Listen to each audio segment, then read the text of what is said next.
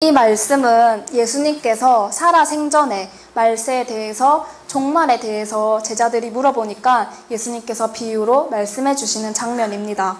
그래서 마태복음 24장의 전장은 말세에 관한 모든 이야기를 예수님께서 아주 상세하게 가르침을 주셨고, 그 중에서 오늘은 29절에서 31절까지의 말씀을 통해서 이 말세의 징조에 대해서 좀 더 살펴보도록 하겠습니다. 주 재림의 사건은 종말이라고 할 때 우리가 구름 타고 오신다라고 하잖아요. 그럴 때는 그냥 일시적으로 순간적으로 예수님께서 구름을 타고 이 땅으로 내려오셔서 이제 택한 자들을 데리고 한꺼번에 하늘로 슉 올라가 버리는 그런 재림이 아니라 순차적으로 어떤 일들이 일어날지를 이 징조를 통해서 예수님께서 말씀을 하고 계십니다. 그 중에서도 우리가 읽었던 이 29절에서 31절의 말씀은 하나님께서 이 해달 별이라는 징조를 통해서 이제 말세에 어떤 징조가 있는지를 말씀해 주고 계시는데, 이 해달별에 대한 의미를 진짜 그냥 하늘에 떠 있는 그 해달별인지 아니면 또 다른 비유적인 뜻이 있는지를 우리가 함께 살펴보도록 하겠습니다. 자, 여기서 해는 어떻게 된다고 하죠? 해는 어두워지고 달은 빛을 내지 아니하고 별들은 하늘에서 떨어진대요. 자, 별 하면은 우리는 또 하늘에 저 반짝반짝하는 별을 생각하죠. 별이 떨어진다면 지구로 떨어지겠죠. 그런데 성경에서 말하고 있는 이 별은 진짜 하늘에 반짝반짝한 그 별을 말하는 걸까요? 아니겠죠. 별똥별이 떨어진다라고 했을 때 그 별똥별이 하늘에 반짝반짝한 그 별이었습니까? 아니죠. 우리 이제 과학이 발달되어서 옛날에는 뭐 조선시대나 옛날 시대에는 별똥별이 떨어지는 것을 보고 큰 인물이 이제 죽었구나 하는 징조로 우리가 이해를 했었는데, 과학이 발달하면서 이 별똥별이 떨어지는 거는, 별똥별은 그 하늘의 그 별이 아니라 이제 우주에 그런 바위 덩어리들이 이렇게 떠돌아 다니다가 대기권으로 들어와서 공기와 마찰하면서 슉 하면서 땅에 떨어지는 그 별똥별, 유성운이라고도 하죠. 그것을 말한다는 거를 이제는 과학이 발달되어서 우리가 알 수 있어요. 그러면 여기서 별들이 떨어진다라고 했을 때 그러면 그 하늘의 별을 말하려는 것은 아니겠죠. 성경에서도 아닌데 지구도 별이에요. 그러면은 지구보다 더 큰 별이 이 지구로 떨어지면 어떻게 될까요? 산산조각 나죠. 우리도 다 없어져요. 자, 그런데 그런 일들이 지금까지는 없었다는 거예요. 그러니까 이 별이 떨어진다는 말을 그냥 액면 그대로 받아들이면은 저 하늘에 별이 떨어지는구나 할 텐데, 이제 그래도 과학이 발달되어 왔기 때문에 그렇게 이제 무식하게 생각하는 사람은 이제는 없다는 거예요. 나사에서도 별똥별이 많이 떨어지는 날을 예측을 해줘요. 몇 월, 며칠, 몇 시에 어느 지역에서 이 별똥별이 많이 떨어지는 것을 볼 수 있어요 하고 예측해 줄 정도로, 그 정도로 과학이 발달되어 왔습니다. 그렇기 때문에 해달별이 떨어진다 했을 때 이제 이 별을 진짜 저 반짝반짝한 우주의 그 별로 생각하는 사람이 이제는 없다는 것을 말씀을 드리는데, 그래도 우리 머릿속에는 여전히 과학은 발달되어 왔지만 해달별 하면은 사실 하늘에 있는 해달별을 떠오르게 되죠. 막연하게 성경을 잘못 해석하니까 막연한 종말론, 막연한 말세론이 생겨나는 거고, 그런 것들을 가지고 목사님들은 이 성도님들을 유혹하는 거예요. 막 속이고 자신의 목적을 취득하는 거예요. 이런 뭔가의 말도 안 되는 그런 막연한 종말론, 말세론에 성도님들이 속는 이유가 무엇일까요? 그쵸. 우리가 모르니까, 무식하기 때문에 똑똑한 목사님이 말씀하시니까 맞겠지 하고 쫑긋 다 달려가는 거예요. 진짜 원인은 예수님께서 말씀하시는 이 천국 비유의 원리를 모르니까 더 우리가 모르고 살아가고 있겠죠. 그래서 이 해달별에 대해서는 지금 마태복음 우리가 읽은 24장에도 나오는데, 우리가 구속사를 지금까지 배워오고 있었잖아요.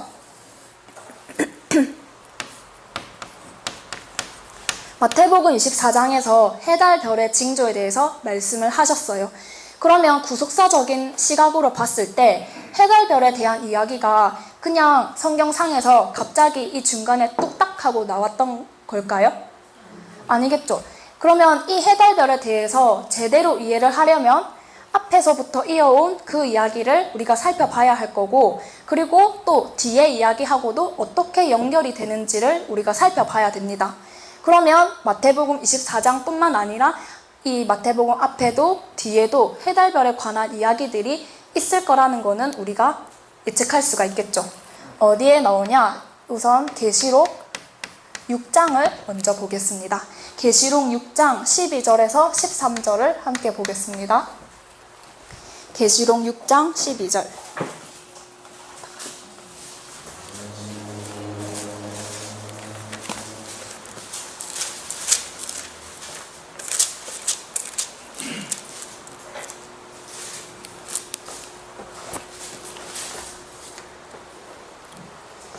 네, 함께 읽어보겠습니다. 시작. 여러분이 예수의 이름을 드실 때에 큰 지진이 나며 배가 천사같이 걷어지며 온 땅이 비같이 지며 하늘의 별들이 무화과나무와 대풍에 던지며 소리까지 들어지며 땅이 벌어지며 하늘의 종이 달리같이 나타나고 네, 여기까지요. 자, 여기서 해달별에 대해서 또 말세가 되면 이런 일들이 일어날 거다 하고 말씀해 주고 계십니다. 계시록 6장에서의 해달별은 어떻게 돼요? 네, 청단같이 검어지고 다른 핏빛처럼 되고 별들은 떨어진다고 해요. 그러면 마태복음 24장에서 말씀했던 그 해달별의 모습하고 계시록 6장에서 말하는 모습하고 지금 유사하다는 것은 아시겠죠? 자, 그러면은 이 해달별에 대해서 예수님은 이제 어떤 뜻으로 말씀을 하셨냐는 거죠. 그냥 막연하게 저 하늘의 해달별을 가지고 설명하시는 건지 아니면 또 다른 뜻이 있는 건지를 우리가 생각해 봐야 되는데, 예수님은 모든 말씀을 무엇으로 하셨어요? 직설적으로 하셨나요? 비유로 하셨죠. 비유. 자, 그러면은 비유로 할 때는 이제 생활 속에서 좀 좋은 것들은 좋은 쪽으로 비유를 하고, 우리 생활 속에서 해가 되는 거는 비유를 할 때도 나쁜 것으로 비유를 합니다. 장미꽃을 어떤 사람에게 비유를 합니까?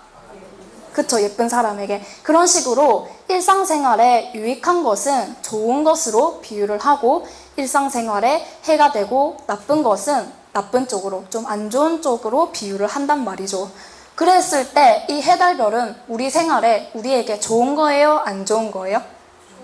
좋은 거죠. 그러면은 좋은 쪽으로 비유가 되었겠구나 하고 생각을 할 수가 있는 겁니다. 자, 그러면 이제 이 뒤에도 살펴봤으면 이제 앞에 이야기도 살펴봐야겠죠. 그렇게 보기 위해서 해달별이 제일 먼저 언제 처음 나왔을까요? 그쵸, 창세기 1장에서 나왔습니다. 창세기 1장으로 함께 가보겠습니다. 창세기 1장 14절에서 18절.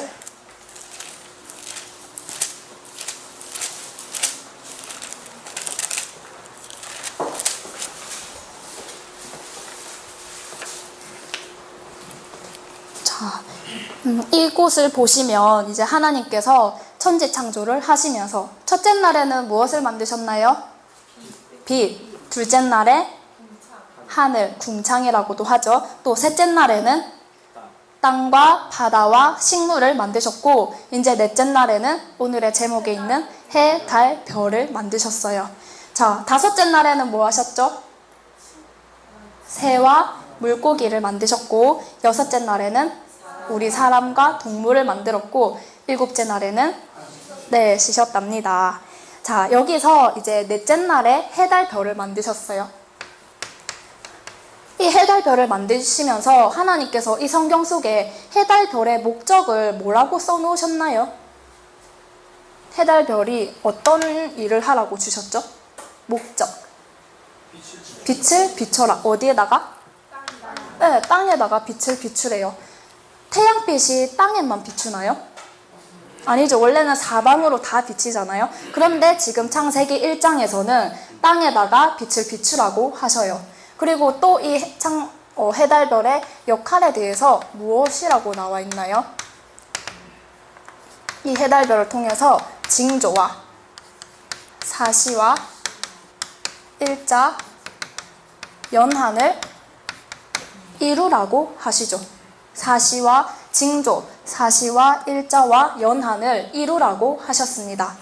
사시가 뭐예요? 사시가 뭘까요? 네, 사계절을 말을 합니다. 그 다음에 일자는요? 네, 날짜를 말을 하고, 연한은? 네, 연도, 그런 횟수를 말을 하고 있습니다. 자, 그러면은 여기서 사시는 뭐 사계절을 말하고 이 정도의 우리가 단어풀이는 할 수 있는데, 도대체 이 해달별을 가지고 징조를 이루라고 하는 이 표현에 대해서는 조금 아리송한 거예요. 자, 해달별을 마태복음 24장에서 예수님이 말씀하셨는데, 제일 처음은 지금 창세기를 통해서 먼저 보여주셨죠.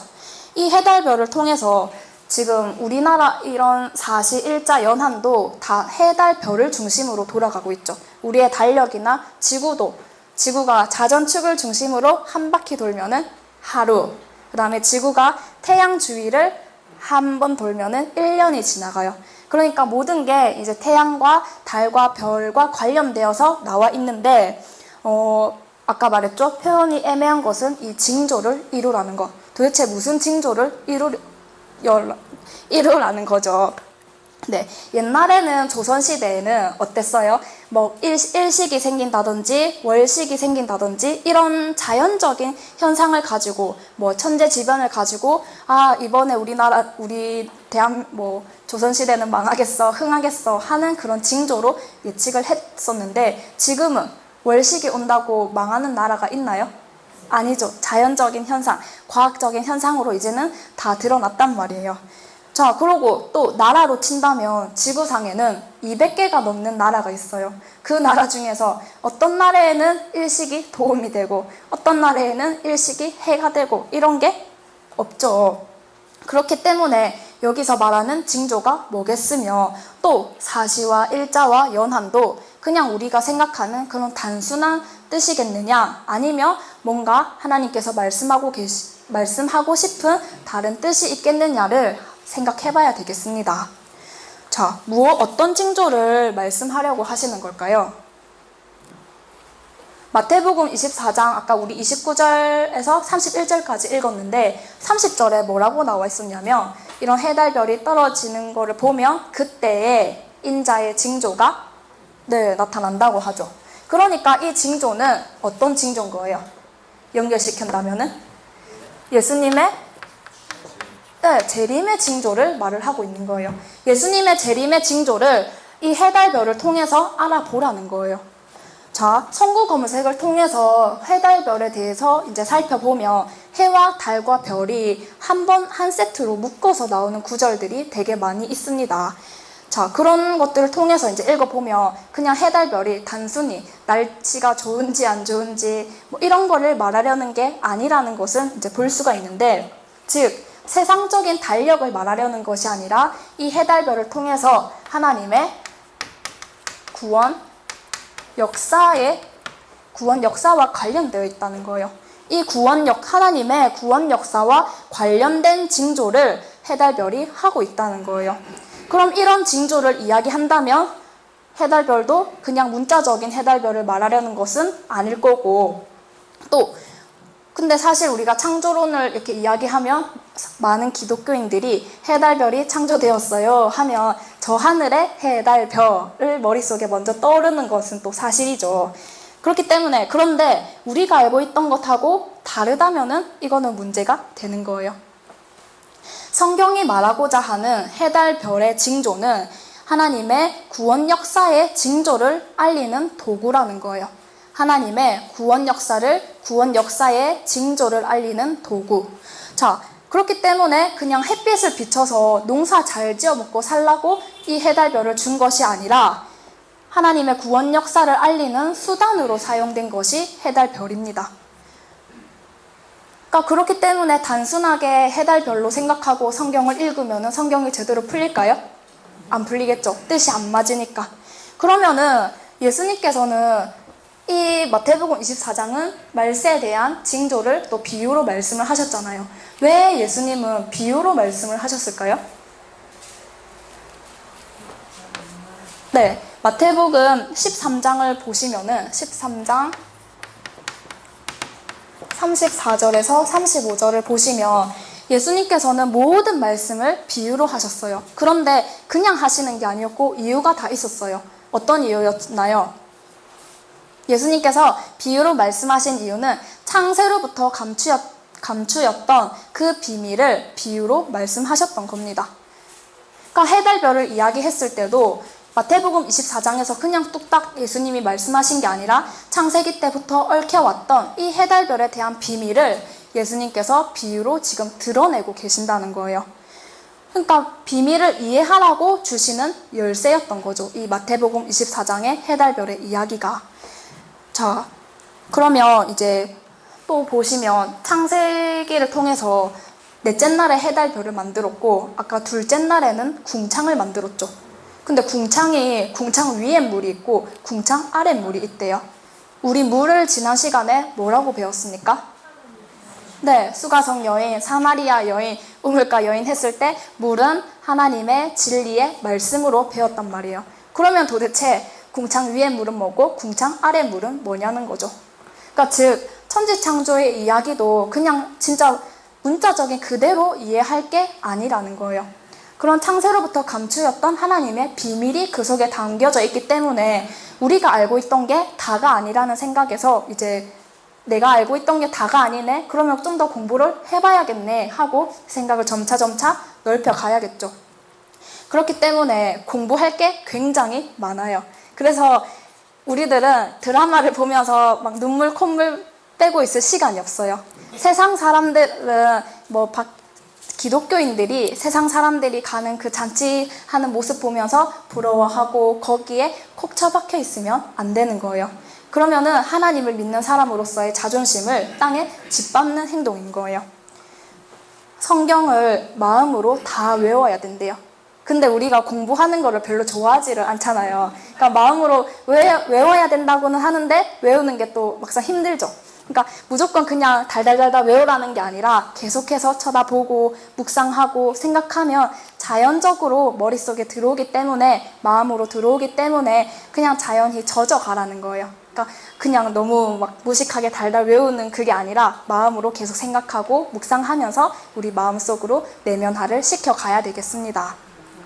선비들도 어땠어요? 사서신경을 다 외웠죠. 그 두껍고 어려운. 그러니까 그런 것처럼 우리도 그냥 계속 이 말씀에 젖어 있어야겠는데 예수님의 비유의 이 한 말씀 한 말씀은 수가성 여인을 만나서도 네가 주는 물은 마시면 다시 목마르지만 내가 주는 물을 마시면 영원히 목마르지 않겠다라고 말씀을 하신 것을 통해서 또 이 물이라는 것을 가지고 창세로부터 감추었던 그 비밀을 지금 예수님께서 비유로 보여주고 계시는 거예요. 그러니까 그런 의미로 해달별을 봐야지 그냥 문자적인 걸로만 우리가 생각하고 말아버리면은 이것도 큰 오해라는 거죠. 좀 더 이 해달별의 의미를 깊이 살펴보겠습니다. 아까 말했죠. 성구 검색을 통하면은 이 관련된 구절이 많이 나온다고. 그 중에서 아까는 계시록 6장을 살펴봤고 또 구약 시대에도 많은 선지서들의 해달별에 관한 이야기들이 있어요. 그 중에서 자 이제 이 해달별에 대한 뜻을 또 하나님이 어떻게 말씀하셨는지 우리가 창세기 37장을 한번 보겠습니다. 창세기 37장 9절에서 11절 함께 읽어보겠습니다. 창세기 37장 9절에서 11절.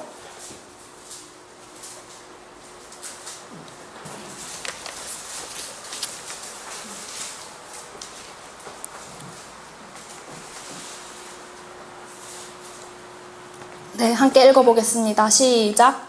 요셉이 다시 꿈을 보고 그 종들에게 보하여 가로되 내가 또 꿈을 본적 내가 알다가 하는 분이 지나치다 하니라. 11절까지요. 아비마가 그를 부지고 그에게 이르되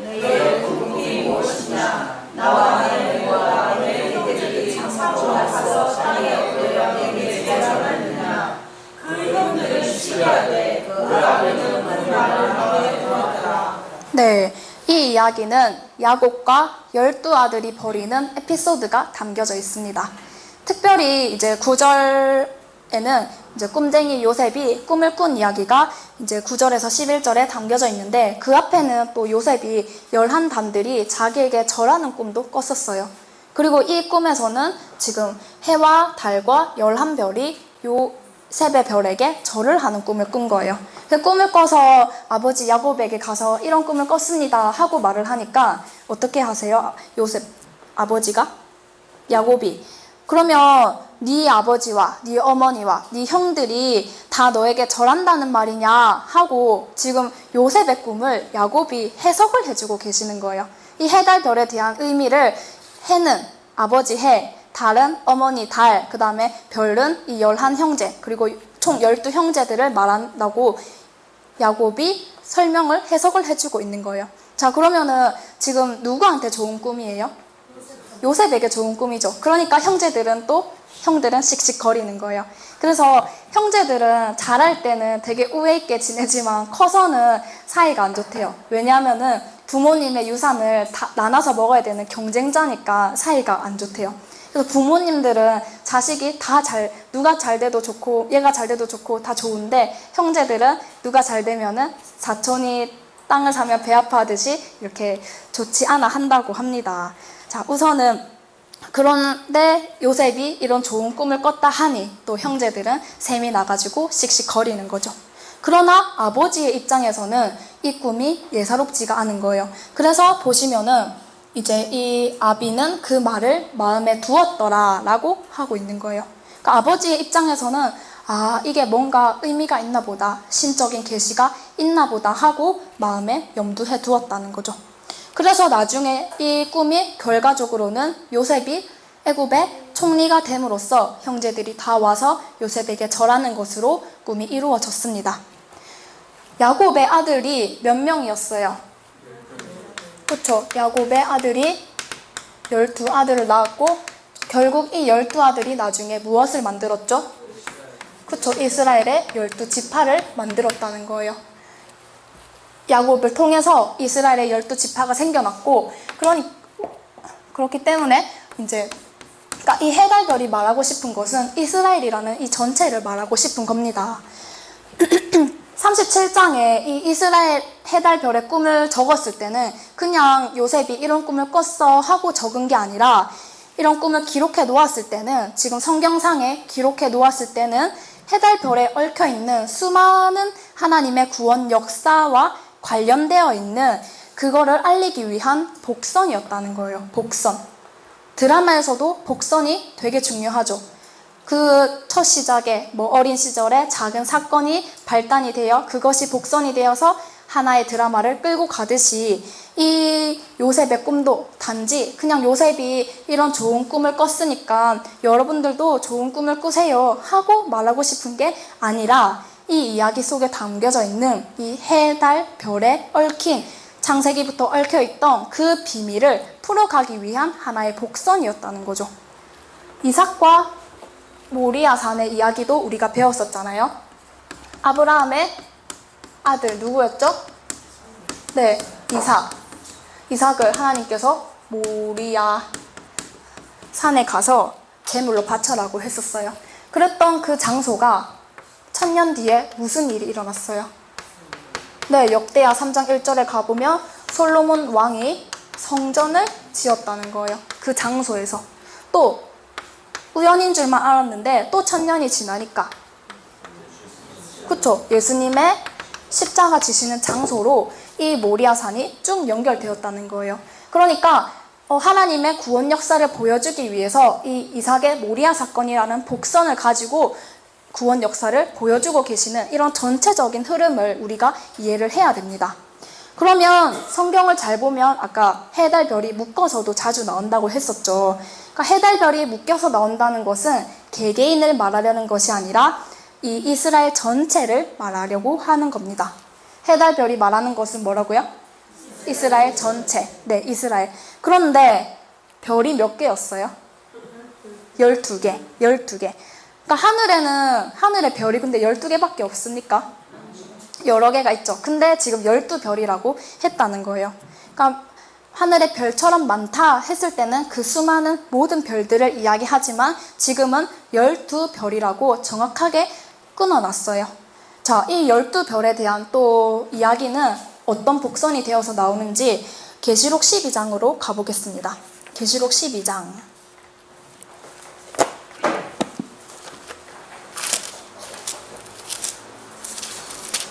계시록 12장 1절.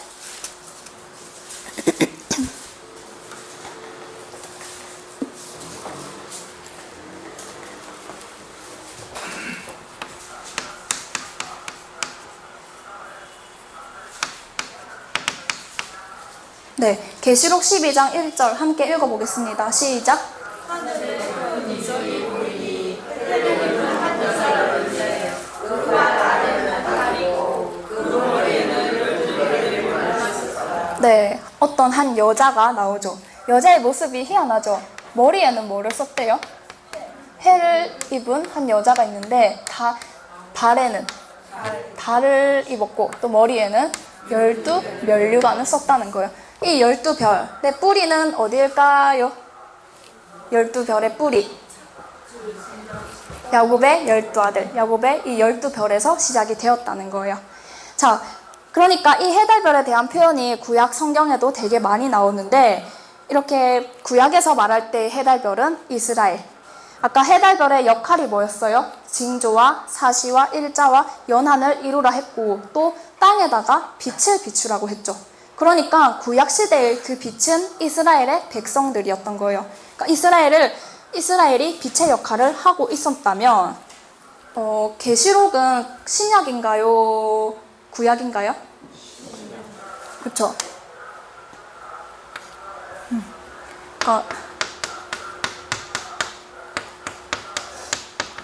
그리고 마태복음은 신약인가요? 구약인가요? 신약이죠. 구약에서는 해달별이 무엇을 말한다고 했죠? 이스라엘이라면 그럼 신약에 와서는 무엇이 이 신약시대의 빛이냐는 거죠. 이스라엘 진짜 그 육적인 나라를 말하려는 것은 아니겠죠. 그러니까 오늘날에 교회를 두고 해달별이라고 하는 겁니다. 하나님의 교회를 두고 해달별이라고 하는데 해달별이 그냥 요셉의 꿈 이야기를 통해서 하나님께서는 이제 앞으로 나올 이 해달별의 이야기는 요셉의 이야기를 가지고 이해해라 하고 요셉의 이야기를 복선으로 던져주셨던 거예요. 자, 보시면은 이제 그것을 가지고 창세기 1장에 징조, 사시, 일자, 연한으로 넘어가 본다면 진짜로 그냥 사계절, 그냥 날짜를 이야기하려는 것이 아니겠죠. 그러니까 이런 것들은 다 하나님의 구원 역사와 관련되어 있는 겁니다.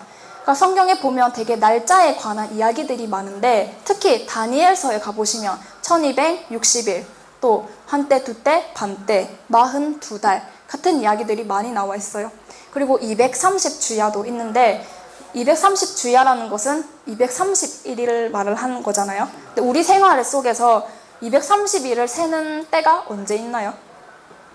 잘 없죠. 우리 생활 속에서 1260일을 계산할 때가 있나요? 없죠. 그러니까 우리의 삶 속에서는 사실 이 날짜가 잘 쓰이지 않는데 성경에는 나와 있다는 거예요. 그러니까 이거는 결국 하나님의 구원 역사를 말하는 그런 징조인 거고 또 그래서 교회를 다니는 거는 그냥 막연하게 하나님 병 주세요, 하나님 복 주세요 이런 거를 바라고 다니는 게 아니라 더 중요한 것은 이 말세에 하나님의 징조를 보고 시대를 읽어낼 줄 아는 그런 하나님의 백성이 되는 게 하나님의 백성으로서의 도리를 제대로 다 한다는 거예요. 그러면 지금 이 해달별이 어떻게 된다고 했었나요? 다 떨어진다고 했었죠. 떨어지고 또 원래는 빛을 비추라 했는데 그럼 빛을 못 비춘다는 말이잖아요. 지금 정치 상황을 보세요. 맨날 뭐 풍계리의 핵이 뭐 어떻고 북한은 미국이랑 뭐 정상회담 안 한다고 그러고 그러니까 우리 주변의 사회 삶들이 모두가 다 정상적인 삶이었고 다 늘 국세통이에요. 그러니까 교회를 가도 교회도 조용할 날이 없죠. 그런 속에서 우리 서민들은 그냥 하늘만 쳐다보고 있는데 우리 신앙인들, 하나님을 믿는 기독교인들은 이런 말씀을 통해서 이 시대의 징조를 읽어내고 이 시대가 어떤 시대인지를 우리가 봐야 된다는 거예요. 그래야 사람들에게 나가서 막 뭐 전쟁이 날까봐 걱정하는 사람들도 있고 앞으로 미래에 대해서 걱정하는 사람들에게 야 걱정하지 마, 하나님이 우리 앞에서 길을 다 예비하고 계신데 하고 당당하게 말해줄 수가 있겠죠. 근데 이렇게 말했다가 그 사람이 어떻게 하나님이 해주시는데 하고 물으면 우리가 또 대답해줘야 되잖아요. 그럼 대답을 제대로 해주려면 뭐 해야 되겠어요? 공부해야 되는 거예요. 네. 공부를 해야 이 하나님의 정확한 계획을 정말 가감없이 전해줄 수가 있는 거겠죠. 그렇기 위해서 우리가 공부를 해야 되는데 또 너무 이렇게 널널하게 마음을 가지고 있는 게 우리의 모습이기도 합니다. 일단은 해달별이 말하고 싶은 것은 하나님의 구원 역사를 읽어내는 너무너무 중요한 키워드라는 것을 일단 생각하시고, 그렇기 때문에 이 해달별을 제대로 이해하지 못한다면 말세의 징조를 올바르게 이해할 수가 없는 거예요. 풀어낼 수가 없는 거예요. 비밀을. 자, 여기서 지금 신약시대는 해달별이 교회라고 했죠. 교회라고 했을 때 우리는 해달별이 교회라고 하면 또 하나님 믿는 모든 기독교인들, 교회 다니는 모든 성도들을 생각을 하잖아요. 그런데 이스라엘을 말할 때는 별이 몇 개였어요? 12별이었죠. 그렇기 때문에 모든 성도들을 말하려는 것이 아닙니다. 하나님이 아브라함에게 너의 자손을 이 하늘의 별들과 같이 많게 해주겠다 했을 때는 모든 하나님 믿는 백성들을 말을 하지만 지금 몇 개의 별이라고 하셨죠? 네, 12개의 별이라고 했을 때는 모든 백성을 말하려는 것이 아닙니다. 그러면 누구를 말하냐? 자, 12별은 12지파를 또 상징했던 거잖아요. 12지파를 이끄는 사람이 누군 거예요? 네, 12지파를 이끄는 그 12두령들, 족장들을 이야기하는 겁니다. 자, 대한민국은 몇 도로 나눠져 있어요? 전국이 8도로 나눠져 있죠. 그런 것처럼 이스라엘은 12지파로 나누어서 분할해서 이렇게 관리를 하고 있고, 그리고 그 관리하는 그 사람들, 그 자들, 12지파의 두령들, 족장들을 이제 12별이라고 칭하는 겁니다. 자, 그러면은 해달별을 쳐다봐라 했을 때는 이 하늘을 쳐다보라는 것이 아니라 이 12지파를 다스리고 있는 그 지도자들을 쳐다보라는 거죠. 그러니까 그 지도자들의 모습을 통해서 이 마지막 시대의 징조를 읽어내라는 거예요. 자, 아까 말했죠. 해달별은 지도자들이라고 했잖아요. 그러면은 지금은 이제 12지파가 없잖아요. 그러면은 오늘날은 이제 교회의 종교 지도자들을 말을 하는 거겠죠. 교회 종교 지도자들. 그런 지도자들을 보면서 또 교단에는 총회장들이 얼마나 많이 있습니까? 부흥 강사님들도 되게 많고, 그러니까 그런 해달별과 같은 이런 종교 지도자들을 쳐다보라는 거예요. 근데 해달별이 그 미래가 밝아요? 지금 안 좋아요? 끝이 지금 다 떨어지고 빛을 못 낸다고 하고 있죠. 그러니까 이 지도자들의 역할을 제대로 한다는 걸까요? 못 한다는 걸까요? 빛을 비추라고 해달별을 세웠는데 지금 빛을 잃고 다 떨어진다고 했으니까 제 역할을 못하고 이제 다 처박힌다는 것을 말을 하겠죠. 그러니까 이 해달별이 빛을 잃고 달은 피같이 되고 해는 뭐 검어지고 별은 다 떨어지고 했을 때 이 이야기는 우리 일반 성도님들을 대상으로 두고 하는 말이 아니라 종교 지도자들을 대상으로 이 빛을 잃어버린다고 말을 하는 거예요. 그러면 빛을 잃는다는 게 도대체 또 어떤 뜻일까요? 땅에다가 빛을 비추라고 했었죠. 그러니까 이 빛에 대해서도 앞으로 다음 시간 있다면 더 보면 좋겠는데 이제 간단하게 말씀을 드리면 일단 이 세상에 지금 큰 어른이 없는 거예요. 어른이. 그러니까 세상이 혼란스럽고 종교 세계는 더 혼란스러운데 이 혼란스러움을 싹 정리하고 우리의 방향은 이쪽으로 가야 돼 하고 나서서 방향을 말해주는 그런 큰 어른이 없다는 거예요. 한 방향으로 이끄는 이런 지도자들이 지금 없다는 것을 이 해달별이 떨어졌다는 것으로 지금 이 현실을 보시면은 이해가 될 겁니다. 그러면 이런 현실들이 보인다면은 진짜 말세가 되었네 하실 거고, 아직 못 느끼는 사람은 아니 뭐 아직 살만하던데 이러는 사람도 있겠죠. 그러니까 아직 안 보이는 사람들은 그러면은 이제 말세가 제대로 느껴지지 않는 사람들일 건데, 또 어떤 사람들은 어딜 가도 정신이 상그럽고 조용한 곳이 없고 혼탁하다고 느끼는 사람들도 있어요. 그러니까 이렇게 안개가 자욱해가지고 빛이 없는 세상, 온갖 잡동사니가 가득해서 진짜 빛을 비춰도 그 빛이 통하지를 못하는 거예요. 그러니까 그런 아무 빛이 비치지 않는 이런 세상을 두고 앞이 안 보이잖아요. 그러니까 사람들이 갈 방향을 못 찾고 있는 거예요. 그러니까 그것이 이 교회 안에서도 각 교단들마다도 각자의 이야기가 그 교회 목사님이라면 앞으로의 시대가, 지금의 시대가 해달별이 다 떨어진 시대라고 정확하게 이 징조에 대해서 설명해주는 사람이 없고, 어떤 방향으로 가야 되는지, 재림이 오면 뭐 어떤 식으로 오는지, 또 우리는 어떤 준비를 해야 되는지, 재림의 스케줄은 어떻게 되는지, 이런 이야기를 해주는 사람이 한 사람도 없다는 거예요. 그거를 두고 해달별이 떨어졌다고 말씀을 하는 겁니다. 그러니까 교회 상황이 이런데 하나님의 빛으로 세운 이 교회도 지금 다 떨어져서 어두운 상황인데, 바깥 세상은 어떻겠어요? 다 지금 캄캄한 밤의 상황이라는 거예요. 그러니까 아무리 대형 교회라도 여러분 말세에는 이렇게 됩니다 하고 말하는 사람이 없는 거예요. 캄캄한 시대를 살고 있으니까 누군가가 좀 설치면은 저 사람 말이 맞은가 하고 또 우르르 몰려가고, 근데 빛으로 제대로 세워지는 사람이 없는 거죠. 왜냐하면은 이런 징조에 대해서 사시와 일자와 연한에 대해서 설명해보라면은 설명을 못하기 때문에요. 그러니까 우리는 건물 크기만 보는데 그 속에서 나오는 이 방향 제시에 귀를 기울여야 되는 거예요. 어떤 설교를 듣고 어떤 성경 공부를 해야 되는지 그 방향 제시를 교회들에게서 못 해주고 있다는 이 지금 현 상황을 제대로 이해를 하고, 그렇기 때문에 기독교인들은 막 강아지들이 밥을 얻어먹기 위해서 온 골목을 돌아다니듯이 우리 지금 모든 기독교인들이 사실 그런 형태인데, 이제는 그 방향을 온전히 제대로 찾아야겠죠. 말씀을 통해서 이 시대적인 징조를 읽어내야 되는 겁니다. 그러니까 모두가 이 말세에 대해서, 빛에 대해서, 징조에 대해서 말해줄 수가 없는 오늘의 이 상황을 좀 느끼시고, 또 그렇게 될 거라고 마태복음 24장을 통해서 예언을 하셨죠. 그 예언대로 이 시대가 지금 이루어졌다는 것도 우리가 볼 수 있어야 되는 거예요. 보이면은 정신을 더욱더 바짝 차려야 됩니다. 그러니까 남들이 홍수에 떠밀려 갈 때 저기 사람들 많이 보이네 하고 따라가면 되겠습니까? 안 되겠죠. 그러니까 지금의 모습이 여러분들에게 말세처럼 느껴지는 사람도 있을 거고, 아직 뭐 살만한데 하는 사람들이 있을 겁니다. 그리고 이미 말세가 되어서 어이구 이런 일들이 벌어지고 있구나 하고 또 느끼는 사람들도 있을 거예요. 분별하는 것은 말씀으로 분별하는 겁니다. 용한 점쟁이를 찾아가는 것도 아니고 하나님이 주신 이 성경 말씀을 가지고 시대적인 징조를 읽어내야 되겠습니다. 교회를 빛으로 세웠다는 것은 아까 말했죠. 세상은 빛이다, 빛이 아니다? 아니다. 그런데 우리가 교회를 벗어나서 다른 곳에 가서 이야기를 들으러 가면 되겠습니까? 이미 어두워진 세상인데.